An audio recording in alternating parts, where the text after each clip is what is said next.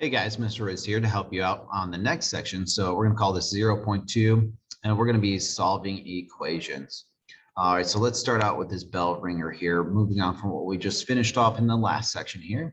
So if you want to pause this video, see if you guys can handle this one, and we'll go ahead and get this started in just a second. All right, let's check our work. All right, so we got to distribute the 3a to the two terms inside of the parentheses. So 3a times 2a is 6a squared. And then 3a times 4 is 12a. And then we still have a minus 5a. And then what we need to do is combine like terms. Now, even though all of these have an a, you can only combine the 12a and the negative 5a here because that is an a squared. A squared is not the same thing as a. So we're going to leave this as 6a squared. And then 12 minus 5 is 7a. We don't get rid of the a's, we just leave it as a. Okay, so what we're going to do here is talk about solving expressions. And when it comes to solving, not expressions, but equations, equations are expressions that have an equal sign in between them. What we want to do is just go through these steps. We're going to distribute, if we have any distribution to do. We're going to simplify each side by combining like terms. We're going to move the variables to one side. I always like to move the variable to the larger one. So get rid of the smaller one. And then we're going to solve by using inverse operations or opposite. All right, so let's go through each one of these. So first thing we got to do is distribute. So 6 times n is 6n. 6 times 5 is 30. And then equals 2. Okay, next we'd simplify each side. So 6n plus 30, that's all we can do to simplify it. There's nothing else we can combine there. 2, it's pretty simple. So we're going to leave that alone. Moving on, we're going to move the variables to one side. Well, we only have one variable, this n here. We don't have any on this side. So don't need to move or add or subtract to move it. So far, so good. All right, next we're going to use inverse operations. So you remember we have PEMDAS. What we're going to do is inverses. We're going to go backwards to solve. So we're going to first get rid of any subtraction or adding. So to get rid of this 30, this plus 30, we need to minus 30 on both sides. All right. And so we would get 6n equals 2 minus 30 is negative 28.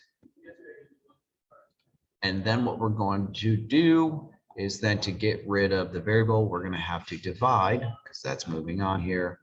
Divide both sides by 6 to get the n by itself, and we get a decimal here. We get negative, oh man, it's early in the morning. I don't feel like doing fractions. It is negative 4.6 repeating. All right. If you want to try the next one on your own, feel free to pause the video or move on. All right, so remember, we're going to distribute here. So we're going to take this negative 3 and combine it to both of those. So we got negative 5 equals negative 3 times 2y is negative 6y. Negative 3 times 1 is negative 3. All right, we're going to simplify each side, which that's simplified, that's simplified. We're keeping it pretty easy at the beginning here. We only have one variable, so we don't need to move any, so it's all good. And then what we're going to do is go through PEMDAS backwards to solve. So we're going to try to isolate this variable here. We're going to get rid of this minus 3 by adding 3 to both sides. Negative 5 plus 3 is negative 2. And now we got negative 6y. Then to get rid of the negative 6, we're going to divide by negative 6. Negative 2 divided by negative 6 is a 1/3 or a 0.3 repeating. And that's what our y is. So we get a final answer, y equals 1/3 or 0.3 repeating.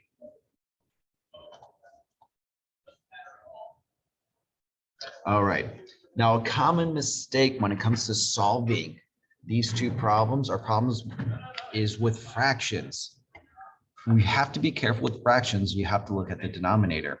So if you look at this one here, we have x divided by 5 minus 2 equals negative 6. And this one is x minus 2 all divided by 5 equals negative 6. These are not the same problem here. They're definitely different. They're going to get different answers. Now, there's nothing to distribute here. They're all simplified on both sides. So we're going to go through PEMDAS backwards here and to solve. Now, normally you'd think here that you'd start out with subtracting and getting rid of that. So, okay, we'd add 2 to both sides here, which is good. So we got x divided by 5 equals -4. Now, in this problem here, you think, okay, I'm going to get rid of that. Here's one thing we got to remember is technically on a fraction, there are parentheses on the top and bottom. And parentheses don't come until we get all the way over here. So that's going to be one of the last things we do. So we're going to hold off here to get rid of that. Let's solve this one on the left because that's a little bit easier. We're going to go ahead, get rid of the x divided by 5. We're going to do that by timesing by 5. All right, and we get x, because those 5 would cancel out, equals -4 times 5 is -20. Now in this problem here, we don't have to get rid of this. We have to times by 5 first. All right, those cancels out and we get our x minus 2 equals -6 times 5 is -30. And then we get rid of the -2 by adding 2 to both sides. -30 plus 2 is a -28. So obviously these are different problems because they get different solutions.